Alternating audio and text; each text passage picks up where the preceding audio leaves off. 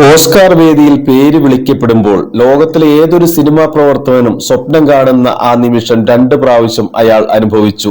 ലോകം എഴുന്നേറ്റ് നിന്ന് കൈയടിച്ചു.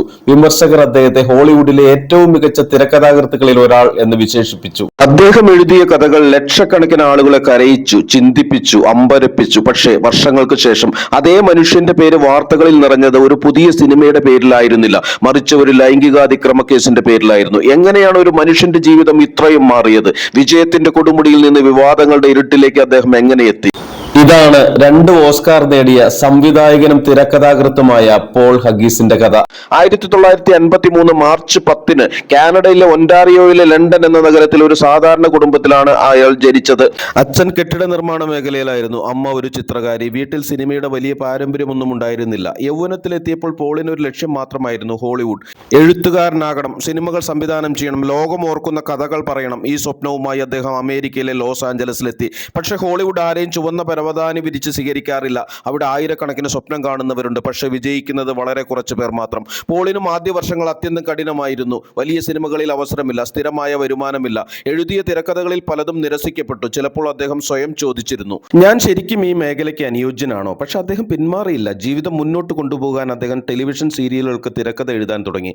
അവിടെ നിന്നാണ് അദ്ദേഹത്തിന്റെ യഥാർത്ഥ കഴിവ് ആളുകൾ തിരിച്ചറിയാൻ തുടങ്ങിയത്. സാധാരണ സംഭാഷണങ്ങൾ പോലും ജീവിതത്തിന്റെ യാഥാർത്ഥ്യവുമായി ബന്ധിപ്പിക്കാൻ അദ്ദേഹത്തിന് കഴിഞ്ഞു. കഥാപാത്രങ്ങൾ കൃത്രിമമല്ലായിരുന്നു, അവ നമ്മളെപ്പോലെയുള്ള മനുഷ്യരായിരുന്നു. പതിയെ ഹോളിവുഡിൽ ഒരു സംസാരം പരന്നു: ഈ മനുഷ്യൻ എഴുതുന്ന കഥകൾക്ക് ജീവനുണ്ട്. ഇതിനിടെയാണ് ഹോളിവുഡിലെ ഇതിഹാസ സംവിധായകനായ ക്ലിന്റ് ഈസ്റ്റ്വുഡുമായി ചേർന്ന് ജോലി ചെയ്യുവാൻ അദ്ദേഹത്തിന് അവസരം ലഭിച്ചത്. ആ സിനിമയുടെ പേര് $1 മില്യൺ ബേബി. ഒരു സാധാരണ സ്പോർട്സ് സിനിമയല്ലായിരുന്നു അത്. മനുഷ്യന്റെ സ്വപ്നങ്ങളെയും വേദനയെയും ആത്മാഭിമാനത്തെയും കുറിച്ചുള്ള ശക്തമായ കഥയായിരുന്നു. പോൾ ഹഗ്ഗീസിന്റെ തിരക്കഥ സിനിമയ്ക്ക് അസാധാരണമായ വികാര തലം നൽകി. സിനിമ റിലീസ് ചെയ്തപ്പോൾ ലോകം അതിനെ നെഞ്ചോട് ചേർത്തു. ഓസ്കാർ വേദിയിൽ അത് ചരിത്രം കുറിച്ചു. പക്ഷെ അതൊന്നും പോൾ ഹഗ്ഗീസിന്റെ ഏറ്റവും വലിയ വിജയമായിരുന്നില്ല. അടുത്ത വർഷം അദ്ദേഹം ഒരു തിരക്കഥ എഴുതി, വംശീയതയെക്കുറിച്ച്, മനുഷ്യബന്ധങ്ങളെക്കുറിച്ച്, വിദ്വേഷത്തെക്കുറിച്ച്. ആരും വലിയ പ്രതീക്ഷ വയ്ക്കാത്ത ഒരു ചെറിയ സിനിമ. പക്ഷേ ആ സിനിമ ഓസ്കാർ വേദിയിൽ എല്ലാവരെയും ഞെട്ടിച്ചു. ആ സിനിമയുടെ പേര് ക്രാഷ്. ഹോളിവുഡിൽ ഒരു ചൊല്ലുണ്ട്: വലിയ സിനിമകൾ വലിയ പണം സമ്പാദിക്കും, എന്നാൽ ചില ചെറിയ സിനിമകൾ ചരിത്രം എഴുതും. 2005 അത്തരമൊരു സിനിമയാണ് ജനിച്ചത്. വലിയ ബജറ്റില്ല, ലോകപ്രശസ്ത സൂപ്പർ സ്റ്റാറുകളില്ല, ബോക്സ് ഓഫീസിൽ കോടികൾ വാരിക്കൂട്ടുമെന്ന പ്രതീക്ഷയുമില്ല. ചില സിനിമകൾ സാങ്കല്പികമാണ്, ചില സിനിമകൾ യഥാർത്ഥ സംഭവങ്ങളിൽ നിന്ന് പ്രചോദനം ഉൾക്കൊള്ളുന്നു. ക്രാഷ് അങ്ങനെ ഒരു സിനിമയായിരുന്നു. ഒരു ദിവസം ലോസ് ആഞ്ചലസിൽ വെച്ച് പോൾ ഹഗ്ഗീസിന്റെ കാർ മോഷ്ടിക്കപ്പെട്ടു. സംഭവം കഴിഞ്ഞപ്പോൾ അദ്ദേഹത്തെ അലട്ടിയത് പണം നഷ്ടമായതല്ല, മറിച്ചൊരു ചോദ്യം: നമ്മൾ ഒരാളെ കാണുന്ന ആദ്യ നിമിഷം തന്നെ അയാളെക്കുറിച്ച് വിധി എഴുതുന്നുണ്ടോ? നിറം, വർഗം, ഭാഷ, വസ്ത്രധാരണം, ഇവയെല്ലാം നമ്മെ എങ്ങനെ സ്വാധീനിക്കുന്നു? ആ ചിന്തയാണ് പിന്നീട് ഒരു തിരക്കഥയായി മാറിയത്. ഹോളിവുഡ് ആദ്യം വിശ്വസിച്ചില്ല. ഹഗ്ഗീസ് തിരക്കഥ നിർമ്മാതാക്കൾക്ക് വായിക്കാൻ കൊടുത്തു. പലരും സംശയിച്ചു: ഒരു നായകനില്ല, ഒരുപാട് കഥാപാത്രങ്ങൾ, പ്രേക്ഷകർക്ക് മനസ്സിലാകുമോ? ഇതൊരു ഹിറ്റ് സിനിമയാകില്ല. എന്നാൽ പോൾ ഹഗ്ഗീസിന് തന്റെ കഥയിൽ വിശ്വാസമുണ്ടായിരുന്നു. അദ്ദേഹം പിന്മാറിയില്ല. ഷൂട്ടിംഗ്, പരിമിതമായ ബജറ്റ്, വലിയ ആത്മവിശ്വാസം. ക്രാഷിന്റെ ബജറ്റ് വളരെ ചെറുതായിരുന്നു. ഷൂട്ടിംഗ് വേഗത്തിൽ പൂർത്തിയാക്കേണ്ടി വന്നു. സൗകര്യങ്ങൾ കുറവായിരുന്നു. പക്ഷെ അവിടെ ഉണ്ടായിരുന്ന എല്ലാവർക്കും ഒരു വിശ്വാസമുണ്ടായിരുന്നു: നമ്മൾ വ്യത്യസ്തമായ ഒരു സിനിമയാണ് നിർമ്മിക്കുന്നത്. ആ വിശ്വാസം പിന്നീട് യാഥാർത്ഥ്യമായി. പ്രേക്ഷകർ പതിയെ ഏറ്റെടുത്തു. സിനിമ റിലീസ് ചെയ്തപ്പോൾ ആദ്യ ആഴ്ചയിൽ വലിയ ആഘോഷമൊന്നും ഉണ്ടായില്ല. പക്ഷെ സിനിമ കണ്ടവർ മറ്റുള്ളവരോട് പറഞ്ഞു: ഇത് കണ്ടിരിക്കണം. വാക്കുവാക്കായി സിനിമയുടെ പേര് പരന്നു. വിമർശകർ ഒരേ ഒരു കാര്യം പറഞ്ഞു: ഇത് വിനോദം മാത്രമല്ല, ഇത് സമൂഹത്തിന് നേരെ പിടിച്ച കണ്ണാടിയാണ്. 2006 ഓസ്കാർ അവാർഡ് രാത്രി. ഹോളിവുഡിലെ മാധ്യമങ്ങളും വിമർശകരും ഒരു സിനിമയുടെ പേരാണ് ആവർത്തിച്ചത്: ബ്രോക്ക് ബാക്ക് മൗണ്ടൻ. മികച്ച ചിത്രത്തിനുള്ള പുരസ്കാരം അതിന് തന്നെയാണെന്ന് എല്ലാവരും കരുതി. എന്നാൽ കവർ തുറന്നു, ഒരു പേര് വായിച്ചു: ക്രാഷ്. നിർത്താതെ കയ്യടി. എഴുന്നേറ്റ് നിന്ന് പലരും അത്ഭുതപ്പെട്ടു, ചിലർ സന്തോഷിച്ചു. ഇന്നും ഓസ്കാർ വേദിയിലെ ഏറ്റവും വലിയ അട്ടിമറികളിൽ ഒന്നായി അത് കണക്കാക്കപ്പെടുന്നു. എന്നാൽ ഒരു കാര്യം വ്യക്തമായിരുന്നു: പോൾ ഹഗ്ഗീസ് ഇനി സാധാരണ തിരക്കഥാകൃത്തല്ല. അദ്ദേഹം ഹോളിവുഡിന്റെ ഏറ്റവും വിലപിടിപ്പുള്ള എഴുത്തുകാരിൽ ഒരാളായി മാറിയിരുന്നു. ഓസ്കാറിന് പിന്നാലെ മറ്റൊരു ഫോൺ കോൾ. ഇത്തവണ ലോകത്തിലെ ഏറ്റവും പ്രശസ്തനായ ചാരന്റെ സിനിമയിൽ നിന്നായിരുന്നു ആ വിളി: ജെയിംസ് ബോണ്ട്. നിർമ്മാതാക്കൾക്ക് ഒരു പുതിയ ബോണ്ടിനെ സൃഷ്ടിക്കണം. ആ ചുമതലയുടെ ഭാഗമായാണ് പോൾ ഹഗ്ഗീസിനെ വിളിച്ചത്. അദ്ദേഹം ബോണ്ടിനെ കൂടുതൽ മനുഷ്യനാക്കി. വേദനിക്കുന്ന, തെറ്റുകൾ ചെയ്യുന്ന, പ്രണയിക്കുന്ന യഥാർത്ഥ മനുഷ്യൻ. അങ്ങനെ പുറത്തിറങ്ങി കാസിനോ റോയാൽ. ഇന്ന് പല ആരാധകരും പറയുന്നത് ഇതാണ്: ഡാനിയൽ ക്രെയ്ഗിന്റെ ബോണ്ട് വിജയത്തിന് പിന്നിൽ പോൾ ഹഗ്ഗീസിന്റെ എഴുത്തിന് വലിയ പങ്കുണ്ട്. ഇതിനിടെ ക്ലിന്റ് ഈസ്റ്റ്വുഡിനൊപ്പം വീണ്ടും ഫ്ലാഗ്സ് ഓഫ് അവർ ഫാദേഴ്സ്, തുടർന്ന് ലെറ്റേഴ്സ് ഫ്രം ലോജിമ, ഒരേ യുദ്ധം, പക്ഷേ 2 രാജ്യങ്ങളുടെ കണ്ണിലൂടെ. ഈ സിനിമകളിലെ മനുഷ്യവികാരങ്ങളും സംഭാഷണങ്ങളും പോൾ ഹഗ്ഗീസിന്റെ എഴുത്തിന്റെ ആഴം വീണ്ടും ലോകത്തിന് കാണിച്ചു കൊടുത്തു.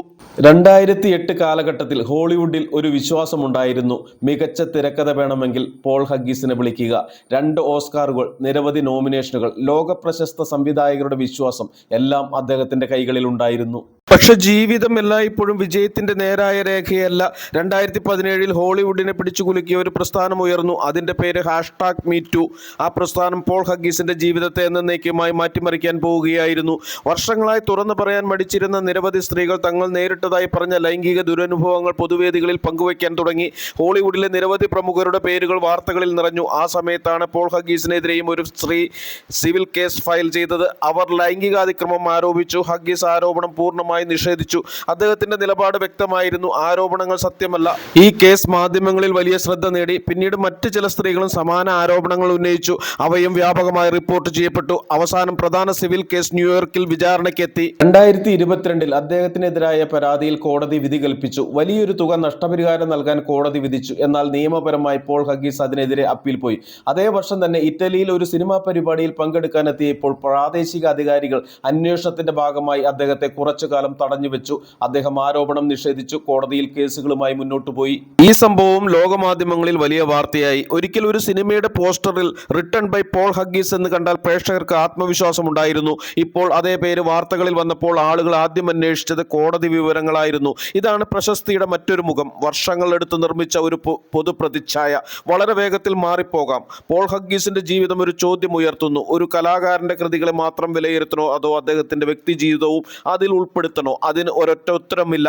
ഒരു സിനിമാ പ്രവർത്തകനിൽ നിന്ന് പഠിക്കാനുള്ള 4 പാഠങ്ങൾ പോൾ ഹഗ്ഗീസിന്റെ ജീവിതം നമ്മെ പഠിപ്പിക്കുന്നു. ഒന്നാമത്, കഴിവുണ്ടെങ്കിൽ അവസരം എത്ര വൈകിയും വരും. രണ്ടാമത്, ഒരു മികച്ച തിരക്കഥയ്ക്ക് വലിയ ബജറ്റ് ആവശ്യമില്ല.